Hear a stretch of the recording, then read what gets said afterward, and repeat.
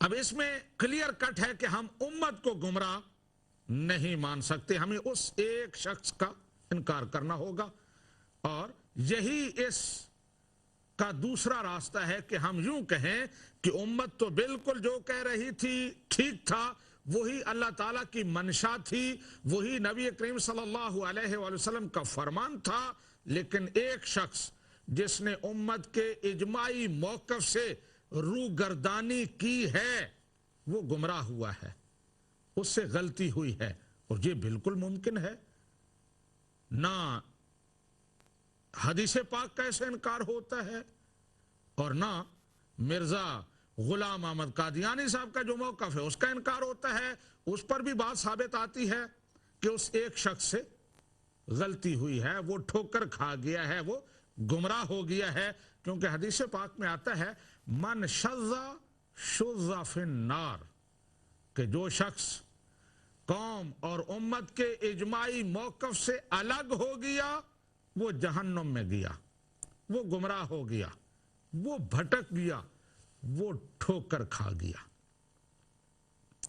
तो अब हमारे लिए दो रास्ते कि या तो पूरी उम्मत को गुमराह करार दें, और मैंने बताया अहादीस की रोशनी में मिर्जा गुलाम अहमद कादियानी के इन अकवाल की रोशनी में यह नामुमकिन है। लेकिन यह मौकफ कि उम्मत तो बिल्कुल ठीक चल रही थी, एक फर्द को ठोकर लगी, वो गुमराह हुआ, उससे गलती हो गई, ये बिल्कुल मुमकिन है। ऐसा करने से कोई इस्तिहाला लाजिम नहीं आता। तो एक यहां जो मैंने पॉइंट उठाया है कि मिर्जा साहब की दो आरा, एक ये कि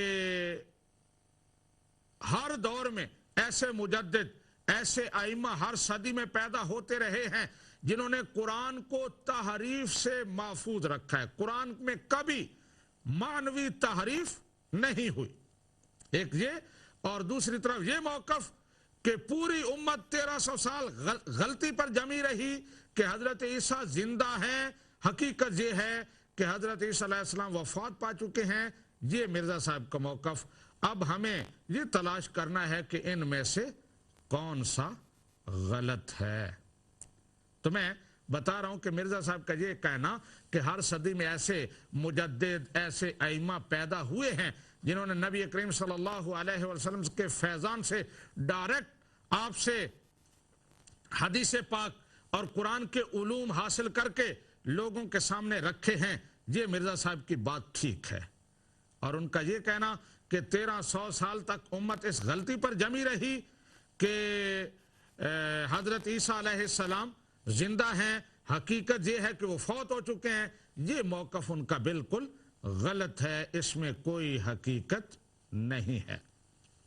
सामीन नाज़रीन, तो ये है हमारे इस प्रोग्राम का मेन फोकस, जिस मसले पर हम करते हैं। और फिर हमारी गुफ्तगू का महवर व मरकज, जैसे इसका मकसद एक तो अकीदा खत्म नबूवत को बयान करना, और दूसरा झूठे मुद्दाईयान नबूवत ने जो जाल बिछाए हैं, जो शकूक व शुबहात पैदा किए हैं, उनको रद्द करना। जो उन्होंने दावे किए हैं, जो उन्होंने कुरान और सुन्नत में तहरीफ की है, उनको रद्द करना। मिर्जा गुलाम अहमद कादियानी पहले जितने भी झूठे मुद्दाईयान नबूवत पैदा होते रहे, वो इस्लामी ममलिकतों में उन्होंने नबूवत का दावा किया। मुसैलमा कज़्ज़ाब को देख लें, असवद अनसी को देख लें, तुलैहा को देख लें, इसी तरह इसहाक, असरख, अखरस, जितने भी लोग थे। और फिर इस्लामी हुकूमत ने उनके खिलाफ एक्शन लिया और उनके वो जो शजरा खबीसा था उनकी जड़ें काट दी। लेकिन बदकिस्मती से मिर्जा गुलाम अहमद कादियानी को इस्तेमारी ताकतों की छतरी और साया हासिल था, उनकी पनाह में उन्होंने ये सारी कार्रवाई शुरू की और आज तक उन्हीं की पनाह में वो जारी है। तो इसलिए वो सिलसिला जारी है और आज ये प्रोग्राम इसीलिए इसकी ज़रूरत पेश आती है कि अवाम व खवास को उससे आगाह किया जाए कि हकायक ये हैं, किसी किस्म के शकूक व शुबहात में न पड़ना। मिर्जा गुलाम अहमद कादियानी साहब उनकी जब हम हिस्ट्री पढ़ते हैं तो जवानी में वो सियालकोट में कुछ देर मुलाजमत करते रहे। इसी दौरान ईसाइयों से बहस मुबासा और मुनाजरों का सिलसिला शुरू हुआ और मुसलमान, जैसे अंग्रेजों की हुकूमत थी, ईसाइयों की हुकूमत थी, उसमें वो स्ट्रेस्ड थे, दबाव का शिकार थे। उन्होंने वो दिल में जज्बात थे तो उन जज्बात को शो किया, मिर्जा साहब की हौसला अफजाई की, मिर्जा साहब आगे बढ़े और फिर बढ़ते चले गए। ये हुआ कि पहले मुनाजरों का सिलसिला शुरू हुआ, फिर ये कि मैं इस्लाम की हक्कानियत पर एक किताब लिख रहा हूं और वो किताब 50 जिल्दों पर मुश्तमिल होगी। उसमें 300 अकली दलाइल दिए जाएंगे, ऐसे दलाइल जिनका कोई तोड़ नहीं पेश कर सकेगा। इस्लाम की हक्कानियत को मुबरहन किया जाएगा। फिर मिर्जा साहब ने कहा कि 50 जिल्दें, इतना बड़ा प्रोजेक्ट तो मैं एक आदमी ये नहीं कर सकता। सदाएं दी, लोगों को पुकारा, इश्तिहारबाजी की कि इसके लिए 50 जिल्दों की रकम पहले जमा होनी चाहिए उनकी प्रिंटिंग की। तो जो लोग दीनी जज्बा रखते थे, ईमानी गैरत रखते थे, और उन्होंने खुलूस नियत के साथ 50 जिल्दों की प्राइस और उनकी कीमत एडवांस जमा करा दी। जब कीमत जमा हो गई तो मिर्जा साहब ने सिर्फ 4 इब्तदा में और फिर आखिरी उम्र में 5वीं उस किताब की जल्द लिखी बराहीन अहमदिया, उसका नाम रखा। उनका भी अगर तज्जिया किया जाए तो उसमें पहले तो वही शेखियाँ तालियाँ, कोई इसका जवाब नहीं होगा, फिर वही मुखय्यर लोगों से चंदों की अपीलें, 20 सफ़ात इसमें ज़ाया हो जाते हैं। फिर कहीं जाके किताब का वो असल मौजू जो है वो शुरू होता है। बहरहाल 5 किताबें लिखी गई, लोगों ने शोर किया कि 50 की कीमत वसूल की गई, किताबें 5 लिखी गई। तो मिर्जा साहब ने एक जुमला बोल के सारे मामले को बज़ाम खेश खत्म कर दिया। कहने लगे कि 5 और 50 में फर्क कितना है, एक सिफर का ही तो है, तो इसलिए 5 लिखकर मैंने अपना वादा पूरा कर दिया है। ये सवाल पहले भी मैंने उठाया था कि 5 और 50 में फर्क कितना है, ये इसकी जरा वजाहत की जाए कि क्या सिर्फ एक सिफर का ही फर्क है और किसी को 50 पाउंड देने हो उसको 5 दे दें तो उसे राजी हो जाना चाहिए, उसे ये तस्लीम कर लेना चाहिए कि मेरा कर्ज अदा हो गया। बहरहाल फिर मामला आगे बढ़ा और मिर्जा साहब ने अपनी शनाख्त और अपना नेटवर्क कायम करना चाहा तो मुजद्दिद होने का दावा कर दिया। मुजद्दिद का दावा किया और अहादीस पेश की कि हर दौर में एक मुजद्दिद होता है और मैं 14वीं सदी का मुजद्दिद हूं। अब इस्लामी जहन रखने वाले लोगों में एक बात ये पाई जाती थी, अगरचे इसकी कोई हकीकत नहीं है, कि 14वीं सदी के मुजद्दिद इमाम महदी होंगे। ऐसी आवाजें उठने लगी कि वो तो इमाम महदी होंगे, तुम 14वीं सदी के मुजद्दिद कैसे बन सकते हो। तो मिर्जा साहब ने फिर पैंतरा बदला, ठीक है मैं ही महदी भी बन जाता हूं, मुझे ही आप महदी भी समझ लें और मैं ही मुजद्दिद हूं और मैं ही महदी माहूद हूं। अब जब ये बात हुई तो लोगों ने इस पर एतराज किया कि इमाम महदी के बारे में जो अहादीस में जिक्र आता है, हजरत ईसा अलैहिस्सलाम और इमाम महदी का दौर एक ही होगा, लेकिन महदी तो आ गया, ईसा नहीं। तो मिर्जा साहब ने कहा अगर ईसा अलैहिस्सलाम का आना जरूरी है, तुम्हारी ये डिमांड है, तो मैं वो डिमांड भी पूरी कर देता हूं। मैं मसीह भी हूं। जिस ईसा के आने की बशारतें हैं उससे असल ईसा मुराद नहीं, बल्कि ईसा जैसा उनकी सिफात का हामिल कोई शख्स है और मैं वही हूं। यूं समझें कि अब 3 in 1 हो गया कि मुजद्दिद भी मैं हूं, महदी भी मैं हूं, ईसा भी मैं हूं। फिर लोगों ने कहा कि अहादीस में तो ईसा बिन मरियम का फिजिकली जिक्र है कि वो खुद आएंगे, किसी मसील का जिक्र नहीं, मिसल का कहीं लफज नहीं आता। तो कुछ देर तो ये एतराज बर्दाश्त किया गया।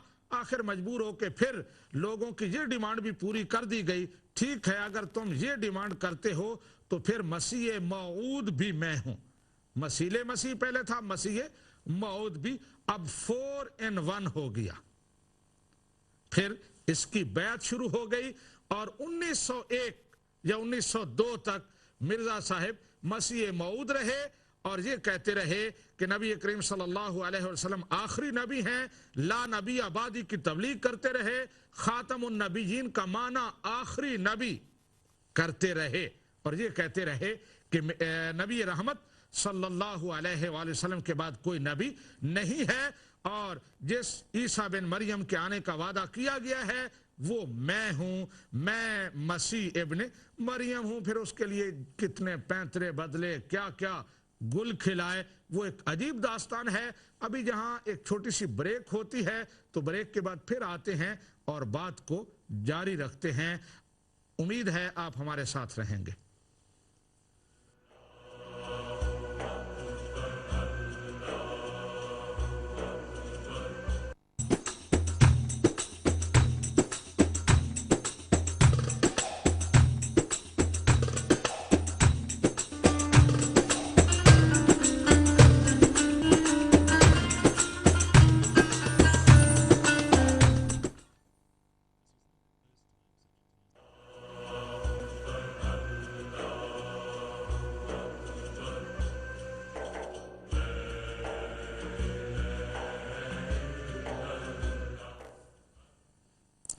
अस्सलामु अलैकुम वरहमतुल्लाहि वबरकातुहू।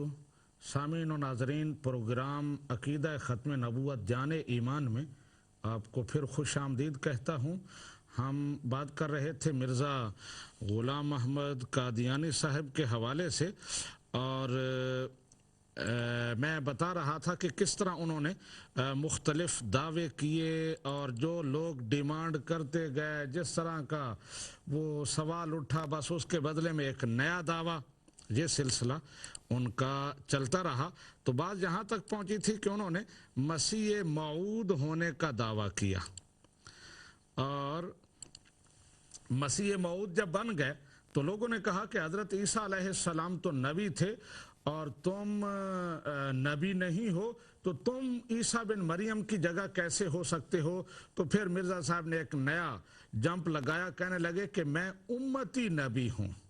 एक उम्मती नबी होता है और मैं उम्मती नबी हूँ। और जब उम्मती नबी बने 1901 में तो फिर क्या हुआ, फिर सारे वो पिछली जो तहरीरें थीं, ख़ातमुन नबीयीन का मतलब आखिरी नबी और ला नबिया बादी में जी नफ़ी आम है, आपके बाद किसी किस्म का कोई नबी नहीं आ सकता। फिर उन तमाम की तावीलें शुरू कर दी, तहरीफ़ात उनमें शुरू कर दी। मेरे कहने का मतलब ये था, पहले मुझे पता नहीं था, मुझे अब इल्हाम हुआ है, अब मुझे बताया गया है।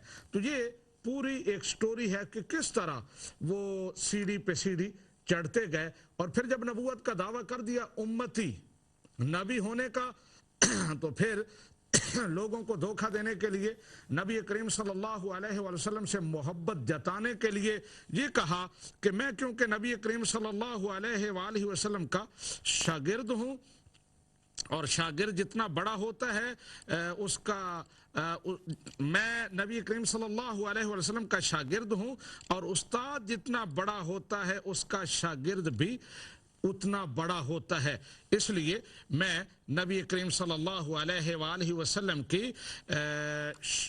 शागिर्दी की वजह से नबूवत के दर्जे पर पहुंच गया हूँ, ये मिर्ज़ा साहब ने क्लेम किया। लेकिन मकसूद नबी करीम सल्लल्लाहु अलैहि वसल्लम की अज़मत बढ़ाना और आपसे मोहब्बत जतलाना नहीं था, बल्कि मकसूद अपने दावे की सदाकत को लोगों के सामने पेश करना था।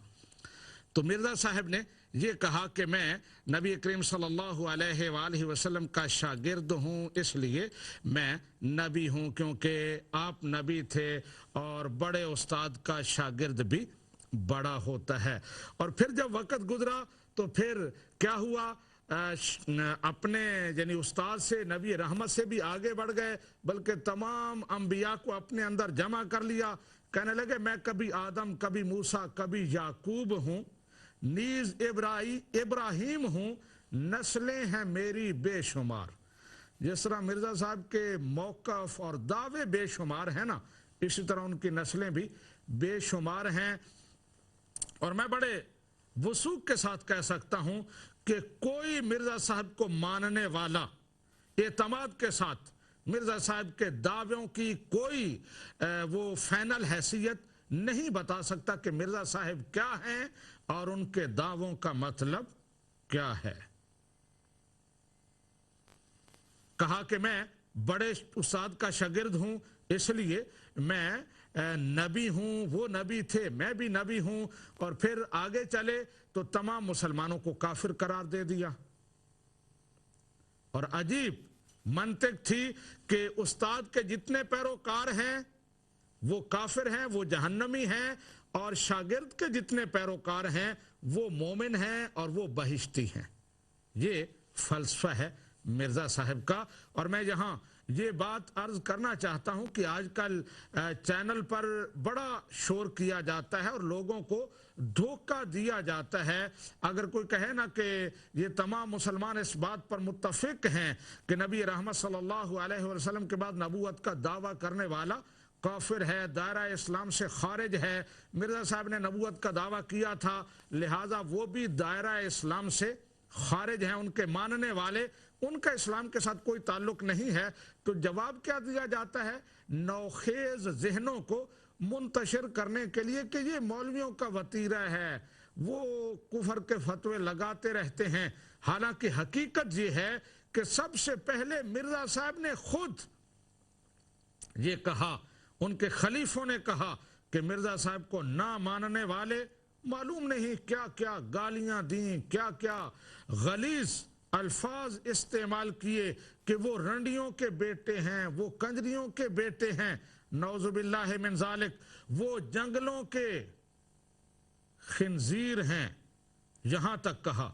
और वो काफिर हैं, उनका हमारे साथ कोई ताल्लुक नहीं है। तो इस पर मैंने कहा कि उधर ये कि नबी करीम सल्लल्लाहु अलैहि वसल्लम उस्ताद हैं, मैं उनका शागिर्द हूं, मैं उनसे फैज लेता हूं और मुझे फैजान नबूवत उनसे मिला है।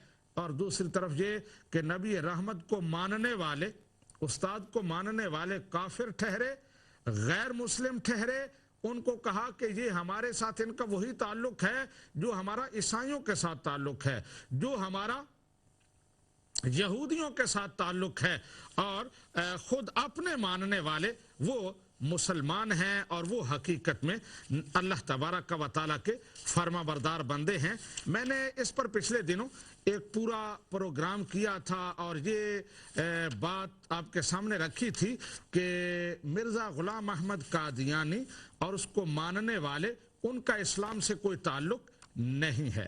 वो एक अलहदा कौम है और किसी भी कौम के जो इम्तियाजी निशानात होते हैं वो तमाम उनमें पाए जाते हैं। यहूदी क्यों ईसाई नहीं हो सकते? इसलिए कि यहूदियों का नबी अलहदा है, ईसाइयों का नबी अलहदा है। ईसाई मुसलमान क्यों नहीं कहला सकते? उनका नबी और है, उनके बाद नबी रहमत आए, उनको उन्होंने नहीं माना, इसलिए वो मुसलमान नहीं कहला सकते। तो नबूवत की बुनियाद पर किसी भी अकीदे मजहब की वो शनाख्त होती है तो कादियानियों का नबी अपना है, लिहाजा उनका उम्मत मुसलमा के साथ कोई ताल्लुक नहीं है। ये बातें मैंने की थी और फिर मैंने ये भी बताया था कि मिर्ज़ाइयों ने अपना कैलेंडर बिल्कुल अलहदा अपना कैलेंडर बनाया है और इस्लाम का जो कैलेंडर है, मुसलमानों का जो कैलेंडर है, उसके साथ उन्होंने बिल्कुल जैसे बाइकाट कर दिया है, उसके साथ उनका कोई ताल्लुक नहीं है। ये भी इस बात की दलील है कि उनकी शनाख्त अलहदा है, उनका इस्लाम के साथ कोई ताल्लुक नहीं है। मैंने बताया था कि मैं वो कैलेंडर जो है वो भी आपके सामने पेश करूंगा और नया कैलेंडर बनाया है तो उसको भी इंग्लिश कैलेंडर जो है उसके मुताबिक सेटअप किया है, सिर्फ महीनों के नाम चेंज किए हैं और फिर उसका आगाज 1889 से या 1890 से जब पहली बयात हुई उससे किया है, क्योंकि इस कौम का आगाज ही वहां से होता है, पहले तो इसका कहीं वजूद नहीं है। और नबी रहमत सल्लल्लाहु अलैहि वसल्लम के साथ इनका कोई ताल्लुक नहीं है। मिर्ज़ाइयों का जो कैलेंडर है, उसके जो महीने हैं, उनके जो नाम हैं, वो मैं आपको बता देता हूँ। जनवरी का जो महीना है, अब इंग्लिश में, इंग्लिश कम्युनिटी तो उसको जनवरी कहती है, और कादियानियों ने उसका नाम सुलह रखा है। फरवरी को तबलीग का नाम दिया है, मार्च को अमान का नाम दिया है, अप्रैल को शहादत का नाम दिया है, मई को हिजरत का नाम दिया है, जून को एहसान का नाम दिया है, जुलाई को वफा का नाम दिया है, अगस्त को जहूर का नाम दिया है, सितंबर को तबूक कहते हैं, अक्टूबर को अखुवत, नवंबर को नबूवत और दिसंबर को फतह कहते हैं। ये है मिर्ज़ाइयों का, कादियानियों का कैलेंडर, जिससे ये बात साबित होती है कि उम्मत मुसलमा के साथ उनकी न कोई रिवायत मिलती है, न तारीख मिलती है, और किसी भी हैसियत से वो उम्मत मुसलमा का हिस्सा नहीं है। क्योंकि मुसलमानों का जो कैलेंडर है, इस्लामिक कैलेंडर जो है, उसका ताल्लुक चांद के साथ है। वो लूनर कैलेंडर है, वो कमरी कैलेंडर है, उसे हिजरी कैलेंडर कहते हैं, और उसके जो नाम है महीनों के, वो हर मुसलमान को पता है। वो मुहर्रम से शुरू होता है और फिर 12 महीनों के नाम आपको याद हैं, लेकिन कादियानियों का जो कैलेंडर है, उसके नाम मैंने आपको बताए हैं। और फिर इन महीनों का ताल्लुक चांद से नहीं बल्कि सूरज से है। इंग्लिश कैलेंडर के सिर्फ नाम बदले हैं, और 1889 या 1890 जब भी उनकी पहली बैत हुई, वहाँ से इसका आगाज़ किया है, और वहीं से इस कौम की तारीख शुरू होती है, वहीं से इनका लिटरेचर शुरू होता है। उससे पहले किसी के साथ इनका कोई ताल्लुक नहीं है, उम्मत मुसलमान के साथ इनका कोई वास्ता और राबता नहीं है। अहबाब, मैंने शुरू में बताया था, लेकिन अब फिर ये बात अर्ज करना चाहता हूं कि आज का मेरा जो प्रोग्राम मैंने तरतीब दिया था, मैं उसके मुताबिक नहीं चल रहा। लैपटॉप की ख़राबी की वजह से कोई तकनीकी ख़राबी हुई है कि उसे हम स्क्रीन पर पेश नहीं कर सकते, लेकिन बाज़ बातें मैं आपको बताना चाहता हूं ज़ुबानी तौर पर। इंशाअल्लाह तबारक व तआला अगले प्रोग्राम में मैं हो सकता है उनको स्क्रीन पर भी पेश करूं। वो ये कि पिछले प्रोग्राम में एक कॉलर ने कॉल की थी और एक हदीस मुबारक पढ़ के सुनाई थी, और हदीस मुबारक बिल्कुल गलत बल्कि उलट नबी करीम सल्लल्लाहु अलैहि वसल्लम ने जो फरमाया उसका उलट, उसको अभी थोड़ी देर में हम हो सकता है अगर मुमकिन हुआ तो आपको सुनाएंगे भी उसकी आवाज़ कि उसने क्या कहा था पिछले प्रोग्राम में, हदीस मुबारक में किस तरह तहरीफ की। और ये जो बार बार कहा जाता है कि मुझे कहते हैं जी आप कुरान और हदीस से हमारे साथ बात करें, तो मैं उनको बार बार कहता हूं कि तुम्हारा कुरान और हदीस से क्या ताल्लुक, तुम्हें कुरान और हदीस के तकद्दुस का क्या पता, तुम्हें क्या पता कि उनमें तहरीफ करना कितना बड़ा जुर्म है, उसकी सजा क्या है। ये बातें तो मुसलमानों के लिए हैं। आप बड़ी दिलेरी के साथ, दीदा दिलेरी के साथ कुरान में तहरीफ करते हैं, मानवी तारीफ, अल्फाज में तहरीफ। रूहानी खजान में सैकड़ों ऐसी आयात हैं जिनमें मिर्जा कादियानी ने आयात के अल्फाज बदले हैं, उनमें मानवी तहरीफ की है, अहादीस को बदला है। पिछले प्रोग्राम में एक कॉलर ने फोन किया और कहा कि हदीस पाक में है और इब्ने कसीर का हवाला दिया। मैंने कहा भी कि आप मुझे बताएं कहां है तो मैं उसको निकालूं, तो कहते हैं नहीं मैं लिख के लाया हूं।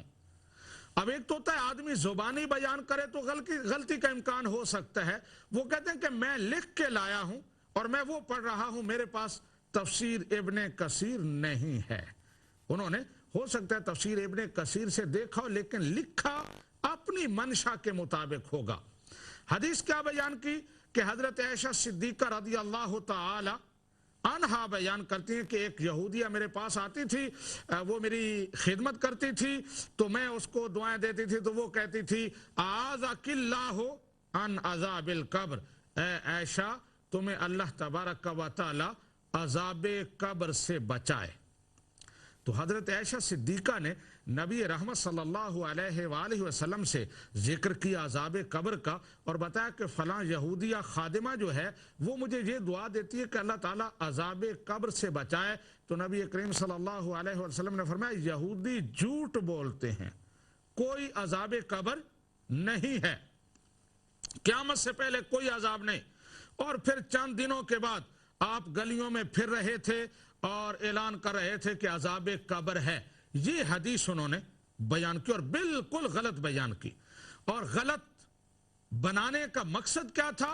वो मिर्जा कादियानी के जो तजादात, जो हकीकत के खिलाफ बातें में पेश करता हूं, उनको जस्टिफाई करना। आप दीदा दिलेरी देखें। और बार बार जो मैं कहता हूं कि इनका तरीका यह है कि हम तो डूबे हैं सनम, तुमको भी ले डूबेंगे, कि हमारा नबी तो झूठा साबित हुआ, उसके दावे तो मुतजाद हुए, हम दीगर अंबिया पर भी ये इल्जाम, ये इत्तिहाम लगा के छोड़ेंगे। और पूरी जिंदगी की रिसर्च इसी पर है कि अंबिया के ऐब तलाश करना, ताकि मिर्जा साहब को जस्टिफाई किया जा सके कि उन्होंने भी मिर्जा साहब की तरह, जिस तरह इन्होंने पैंतरे बदले, उन्होंने भी मौकफ बदले।